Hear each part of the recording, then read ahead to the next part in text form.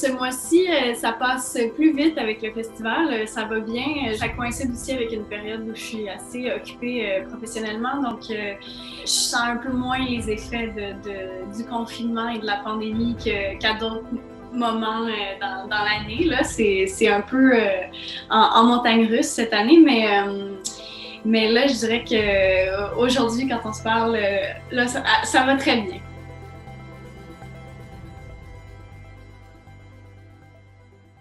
Dans le cadre du jury jeunesse, là, on remet un prix qui s'appelle Visage de la francophonie. Donc, on visionne vraiment des films tous très singuliers, très différents, qui proposent des visions très différentes de la francophonie, différents pans. Au niveau du genre, on passe vraiment par plusieurs genres, par plusieurs univers. Mais nous, le jury, on s'attend vraiment aux réalités sociales, politiques, géopolitiques qui nous sont présentées dans les films, puis à la pertinence des sujets que les films abordent dans ce que ça représente pour la francophonie. Présider un jury en temps de pandémie, c'est particulier. Comme tu dis, on est tous confinés, donc on se rencontre virtuellement. On fait les visionnements chacun de notre côté à notre rythme. On ne visionne pas tous les films dans les mêmes conditions au même moment. Donc, ça crée, je pense, peut-être une petite difficulté supplémentaire.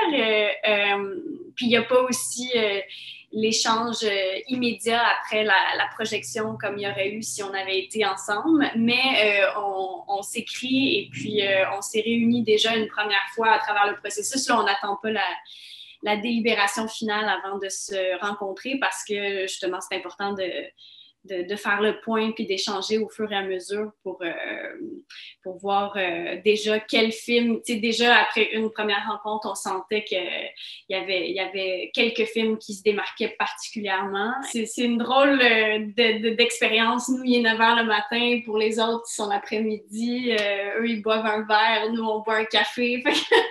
Tout est en décalé, mais on dirait qu'en 2020, il n'y a plus rien on est rendu prêt à tout. Il n'y a plus rien qui nous étonne. Donc, ça se passe très, très bien, ce jury virtuel et à distance.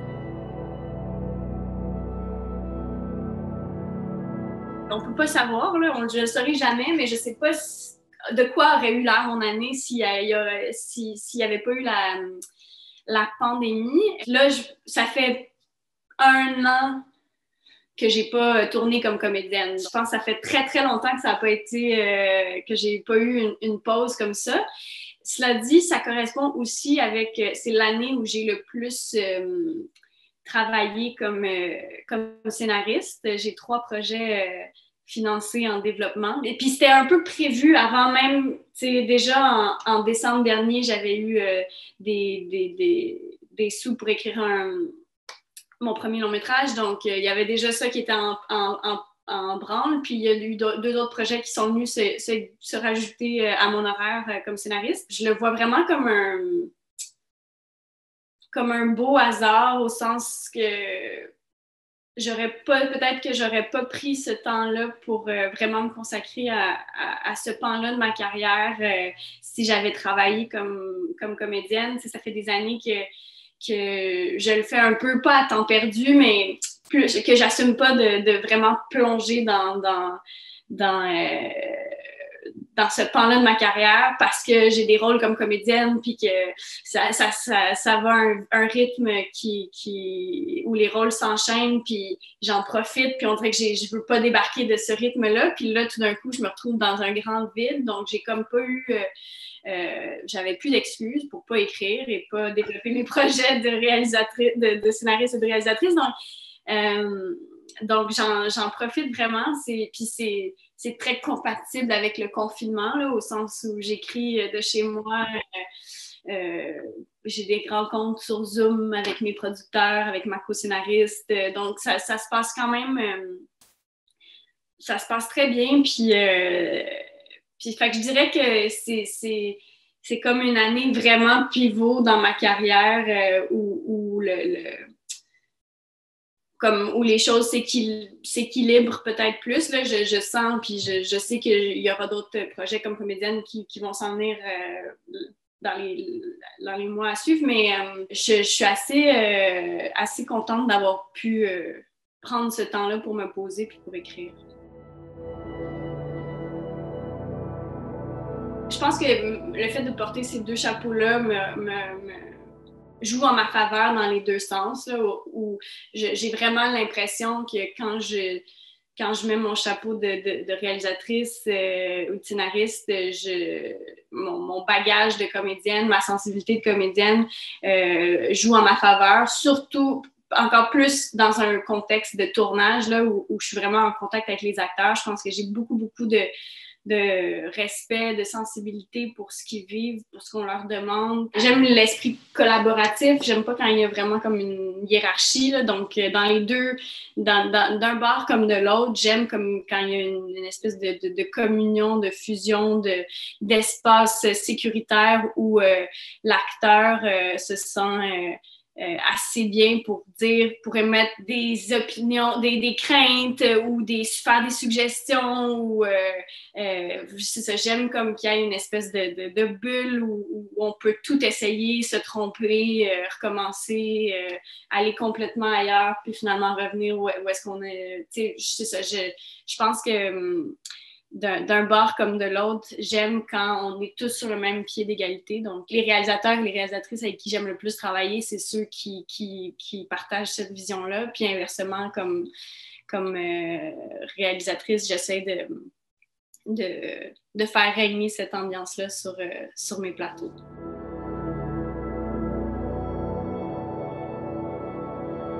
Je dirais que je suis quelqu'un qui travaille beaucoup avec l'instinct, donc c'est pas nécessairement ma manière de travailler avec mon corps, c'est pas nécessairement pas hyper calculé, mais c'est assez instinctif. Une chose que l'équitation, que le fait de pratiquer des sports de haut niveau m'ont enseigné, c'est la rigueur dans le travail, chose que j'ai vraiment gardée.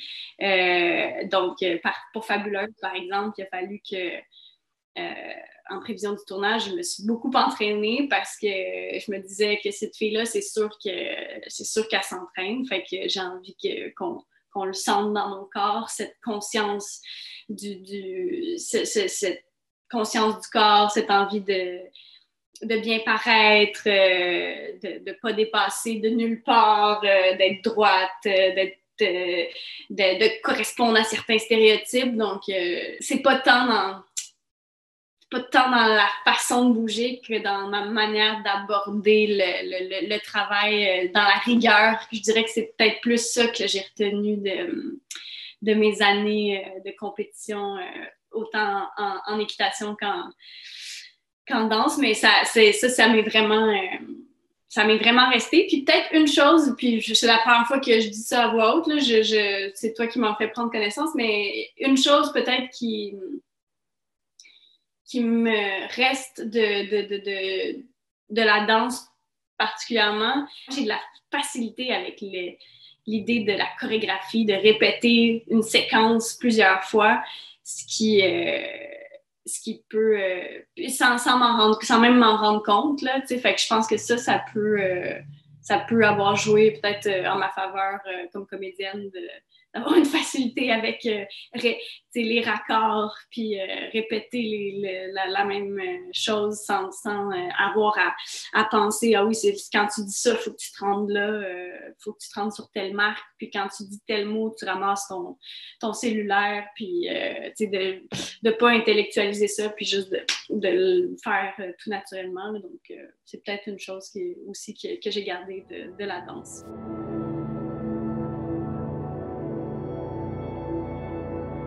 J'ai joué dans 2 films d'André Forcier. C'est des gros défis d'acteurs parce que c'est des univers tellement singuliers, presque théâtraux. C'est vraiment un autre niveau de jeu auquel, avant de le rencontrer, j'avais moins joué de cette manière-là. Les personnages sont flamboyants, plus grands que nature. Sa langue est vraiment très, très particulière. C'est un mélange de poésie puis de archi-québécois en même temps. Il y a cette manière d'écrire qui personne écrit comme lui, c'est la beauté puis la force de son cinéma, mais c'est aussi le défi, c'est aussi un défi comme actrice. Fait que je dirais que dans ses films, à lui, il y a eu quelques séquences qui m'ont demandé beaucoup de préparation, puis qui m'ont pas créé du stress, là, mais qu'avant de les tourner, c'était sportif. Tu arrives, puis tu sais que, par exemple, dans Les Fleurs oubliées, son plus récent film, il y a une séquence avec Roy Dupuis. C'est comme une longue tirade sur l'écologie, puis lui, il fait un long monologue auquel moi, je réponds par un long monologue, puis André, le réalisateur, avait la volonté de le filmer en un seul plan sur chaque. Il voulait pas découper, puis il voulait que quand on est sur Roy puis qu'il fait sa longue tirade, qu'il la fasse d'une traite. Et même chose pour moi. Puis comme je dis, c'est ça, c'est un réalisateur qui aime pas les hésitations. Il veut pas que... Il y a des réalisateurs qui aiment le caractère... très naturaliste, d'hésiter, de chercher ses mots, de se mettre le texte en bouche. Puis avec Forcier, tu peux pas déroger parce que, comme je dis, c'est tellement... il y a tellement de musique et de poésie dans la manière qu'il écrit que tu peux pas te le mettre en bouche puis changer les choses. Donc, quand tu fais des longs stretches de texte, ça... C'est un défi d'actrice, mais que j'ai adoré relever, puis dont j'étais très fière de moi. Mais je dirais que ça, c'est peut-être dans ces films à lui que j'ai eu mes plus gros défis. Ouais.